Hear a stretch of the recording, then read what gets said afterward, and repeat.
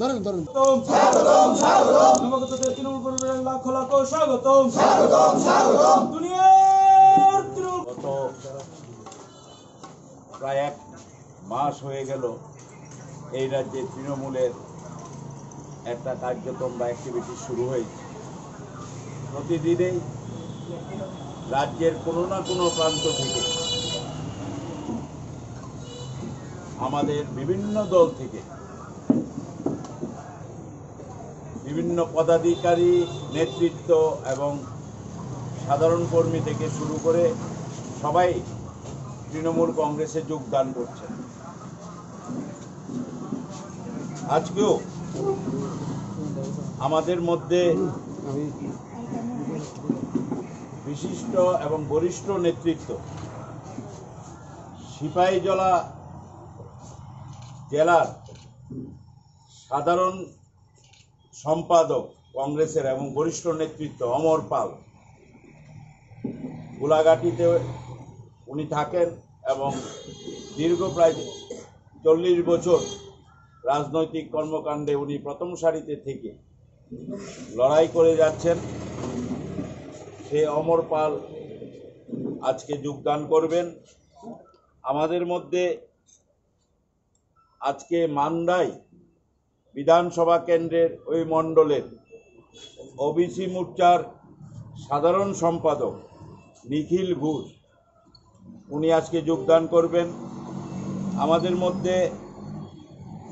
বর্দোয়ালি থেকে বিশিষ্ট সমাজসেবী এবং বিশিষ্ট ভারতীয় জনতা পার্টির কর্মী বিশ্বনাথ রায় যোগদান করছেন।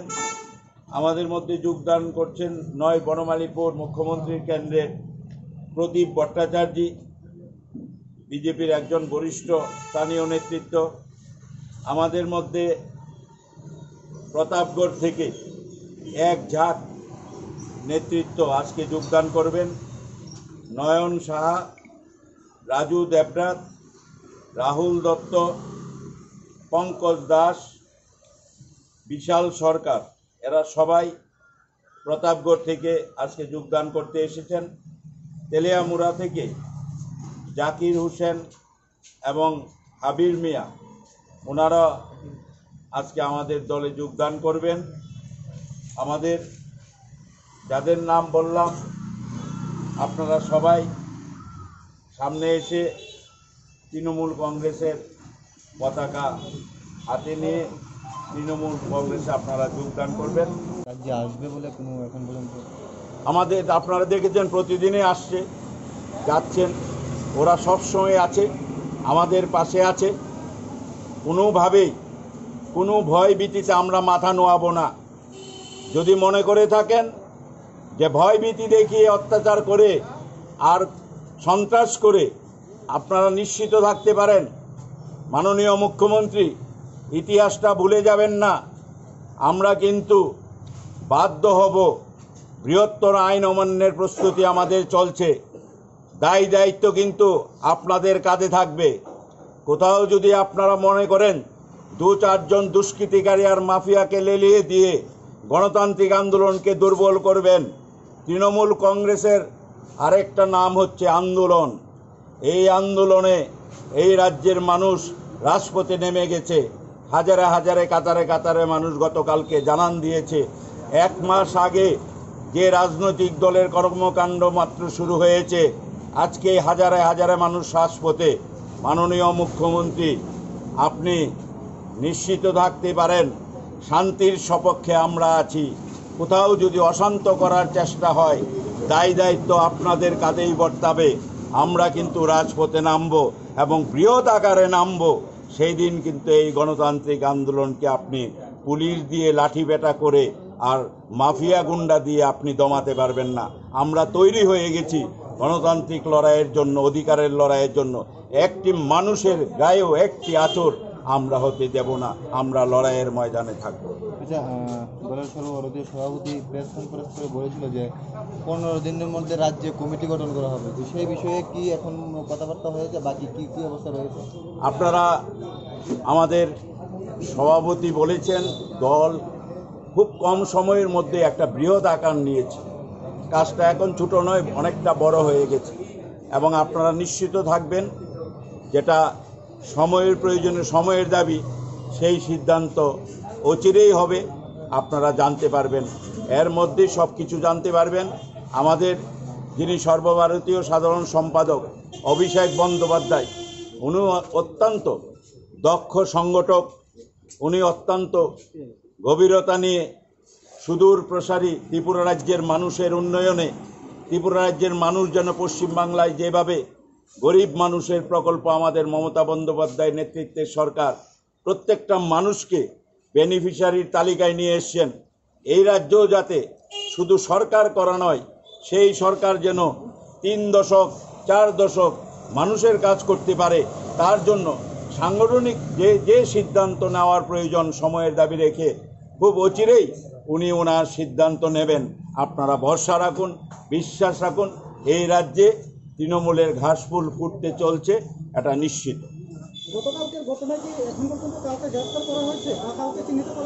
গতকালকে প্রকাশ্যে দিনের বেলা এই রকম ঘটনা সংঘটিত হয়েছে।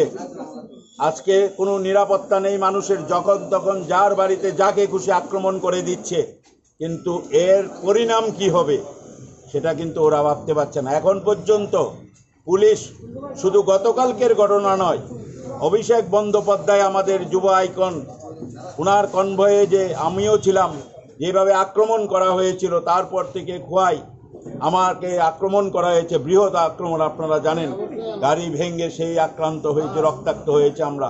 তারপর থেকে একের পর এক নেতৃত্ব, আমাদের তপন দত্ত, আমাদের প্রান্তুষ দেবনাথ, আমাদের মুজিবুর ইসলাম মজুমদার, আমাদের শুভঙ্কর দেবনাথ, আমাদের আরও যারা বেচারাম নাথ, এমন একটা পরিবেশ কায়েম করে রেখেছে গত 3.5 বছর, এবং দিনের পর দিন যেটা বৃদ্ধি পাচ্ছে, মানুষের উপর অত্যাচার, বিরোধী দলের কর্মী সমর্থক নেতৃত্বের উপর অত্যাচার।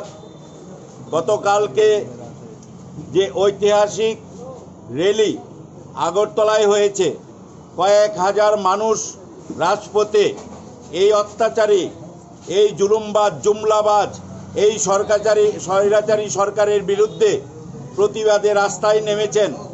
আপনারা দেখেছেন, সেই মিছিল থেকে মিছিল শেষ করে আমাদের দীর্ঘদিনে এই রাজ্যে একটা প্রতিষ্ঠিত পরিবার, রাজ্যে প্রাক্তন মন্ত্রী ছিলেন সেই মনসুর আলী সাহেব, ওনার ছেলে আমাদের দীর্ঘ ছাত্র আন্দোলন থেকে রাজ্য এনএসইউআই সভাপতি ছিলেন, প্রদেশ কংগ্রেসের জেনারেল সেক্রেটারি ছিলেন, উনি কিছুদিন আগে তৃণমূল কংগ্রেসে যোগদান করেছেন, সেই মুজিবুর ইসলাম মজুমদার, ওনার বাড়িতে যে বিভৎস নারকীয়ভাবে আক্রমণ সংগঠিত করা হয়েছে, যে আক্রমণের নির্দেশ মাননীয় মুখ্যমন্ত্রী সমস্ত জায়গাতে উনি যখন বলেছেন আজ থেকে 1 বছর আগেই যে এই রাজ্যে বিরোধী দল বলে কেউ নেই, এই রাজ্যে কোনো রাজনৈতিক দল বা কোনো কর্মী সমর্থক বিরোধীদের নেই, অথচ যে মুখ্যমন্ত্রী বলেছেন রাজ্যে একজনও বিরোধী দল করে না, সেই মুখ্যমন্ত্রী আবার বিলোনিয়াতে গিয়ে 1300-1400 লোককে ওনার দলে সামিল করছেন। আমরা বুঝতে পারি না, কোনোভাবেই ধারাবাহিকভাবে প্রতারণা, ধারাবাহিকভাবে মিথ্যে কথা বলা, ধারাবাহিকভাবে এই রাজ্যের যুব ছাত্র থেকে সাধারণ কৃষক শ্রমিক মেহনতকারী খেটে মানুষের ভাগ্যকে বিক্রি করে দিয়ে একটা লুটপাটের সরকার স্থাপিত হয়েছে। রাজ্যের সমস্ত অর্থ বাইরে চলে যাচ্ছে, সমস্ত বাইরে থেকে ব্যবসায়ী এনে এনে এই রাজ্যে স্মার্ট সিটি থেকে শুরু করে লাইট হাউস প্রজেক্ট থেকে শুরু করে সমস্ত অর্থ ডাইভার্ট হয়ে আমাদের রাজ্যের বাইরে চলে যাচ্ছে।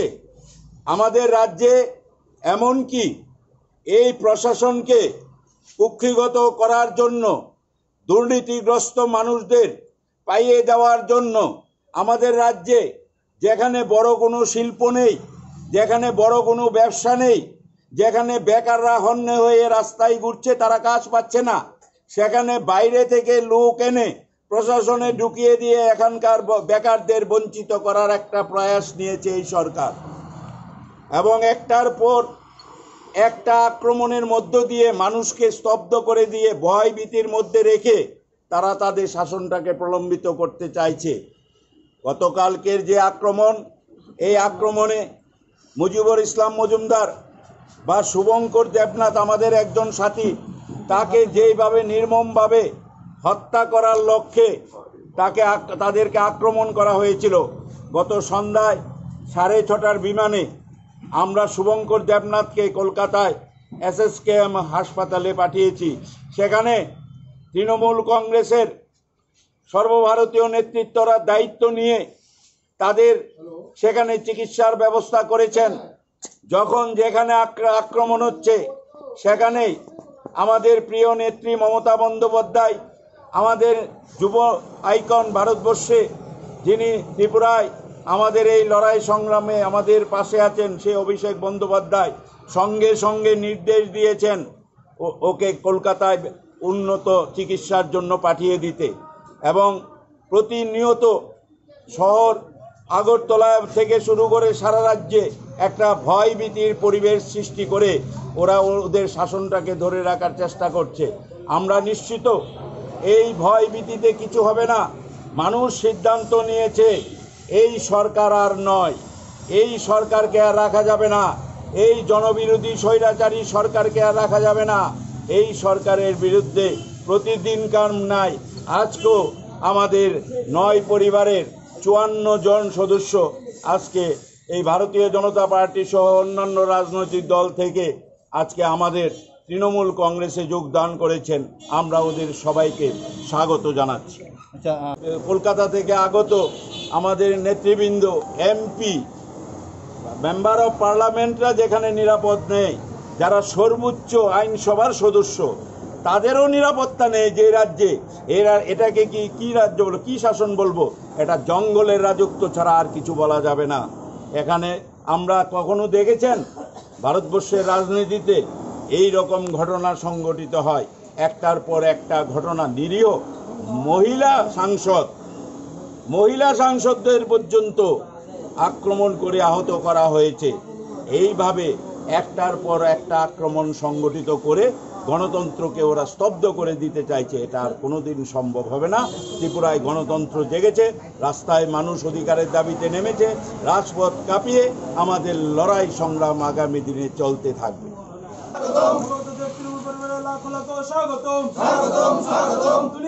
তৃণমূল কংগ্রেস, দুনিয়ার মামাটি মানুষ, দুনিয়ার ছাত্র যুব, বন্দে মাতরম, জিন্দাবাদ, সর্বভারতীয় তৃণমূল কংগ্রেস জিন্দাবাদ,